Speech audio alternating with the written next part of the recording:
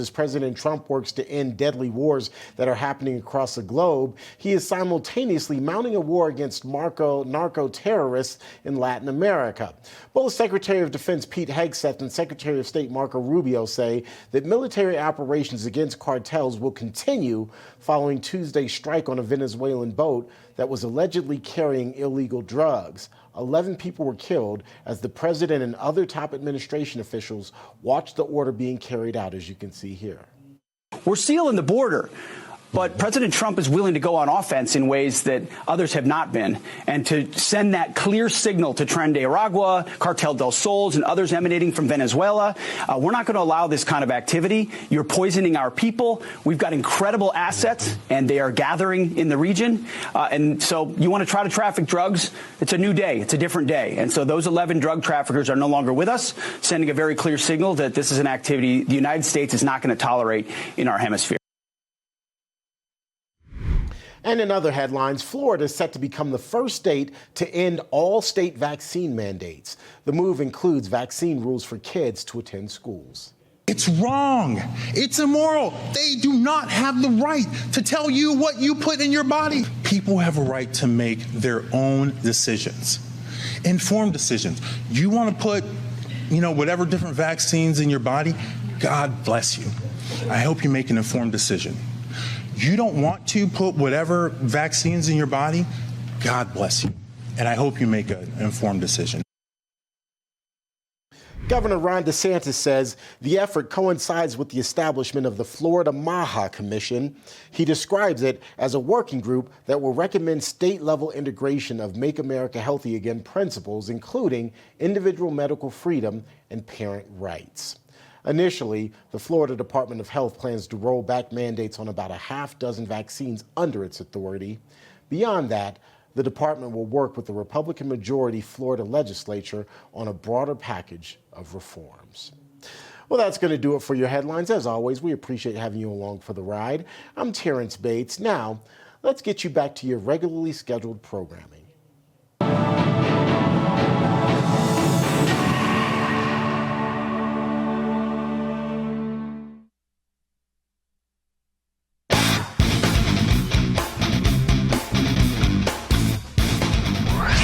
Kirk Show, where truth lives. All right, welcome back to the Charlie Kirk Show. Andrew Kolvet in for Charlie Kirk, who's on assignment. Welcome back to the Bitcoin.com mobile studio. I got a great guest up next, but before we get to John Levine from the Washington Free Beacon, I'm going to tell you about Hillsdale College. History, economics, the great works of literature. Did you study these things in school? Probably not, but even if you did, it's probably time for a refresher course. Hillsdale College is offering more than 40 free online courses, including their newest course on totalitarian novels. In this free 8-lecture course, you'll learn from Hillsdale College President Larry Arnn as he goes in-depth on 4 incredibly important novels: 1984, Brave New World, Darkness at Noon, and That Hideous Strength. Even though these novels were written in the 1930s and 40s, they're more relevant now than probably they've ever been before. More importantly, they can show us that faith, family, and friends and country are worth fighting for. Maybe you read these books a long time ago. Maybe you've heard others talk about them and they seem a little intimidating. Let Hillsdale College help you make the most of them. Go right now to charlieforhillsdale.com to enroll.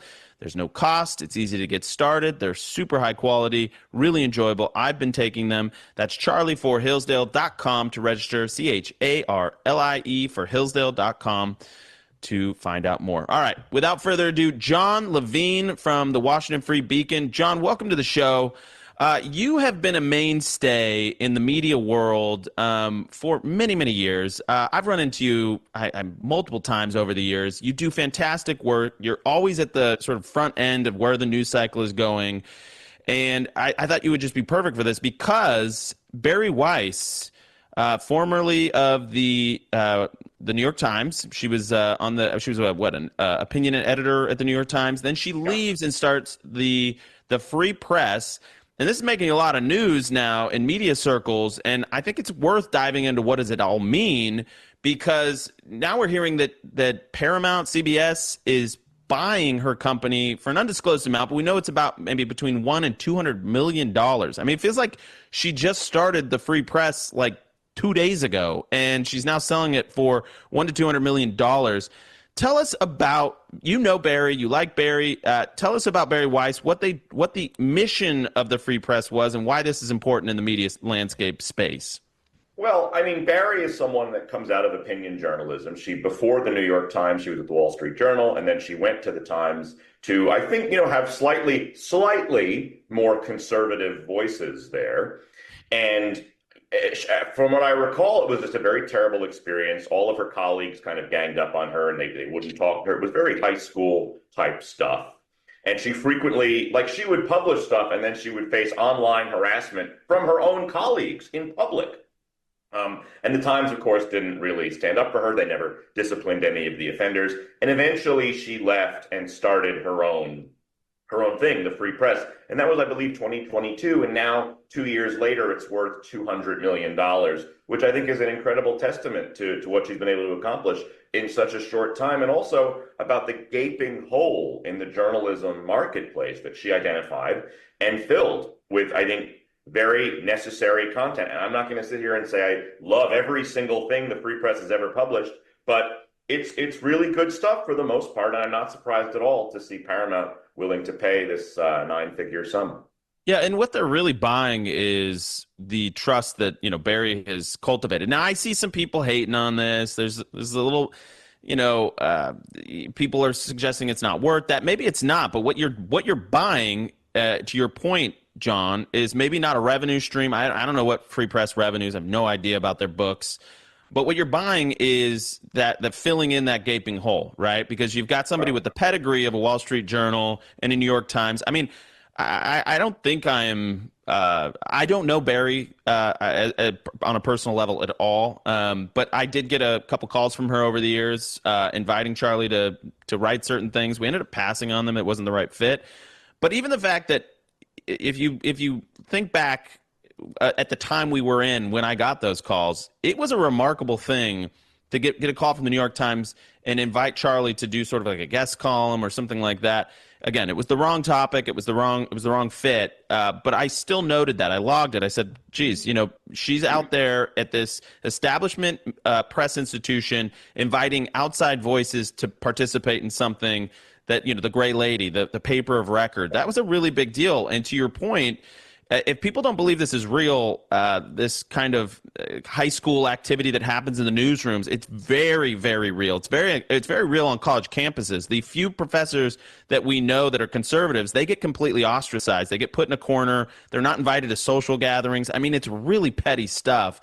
But again, the big takeaway here, though, John, is that she's filling a gap with CBS. She's going to now run CBS's newsroom. How big of a deal is that? Or at least she's going to have I think part of what makes, it's a huge deal. I mean, Bari, there's a lot of big, media culture war divides that, I'll be frank, I think Bari's on the right side of. Are we going to put out fake accusations about Israel committing genocide or perpetrating a famine? This is not happening. This is not true. And every time they find some activist or some organization to insist this is happening, it turns out it's bogus, it's Qatar funded, it's whatever.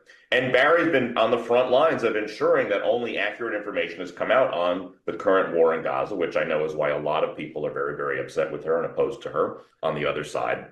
And you're seeing a lot of false allegations about the Free Press all the time. But it's a big deal because when CBS acquires the Free Press and puts her in charge of the newsroom, it gives the imprimatur of a major media organization on the work she does. And it's going to have a tremendous impact on the landscape of media in our country. And I think part of what makes the Free Press so valuable is the people, is the subscribers. I don't know how many subscribers Bari has, but it's probably in the hundreds of thousands, if not more. Wow. And these are educated, sophisticated people. They're people who probably have money to spend. And they're people that CBS wants to add to their broader audience, no question. Yeah, what do you think this says about kind of how the world has turned, John? I mean, like I said, you've been around the media landscape for a long time now. You've seen the different iterations, the different vibe shifts that have happened.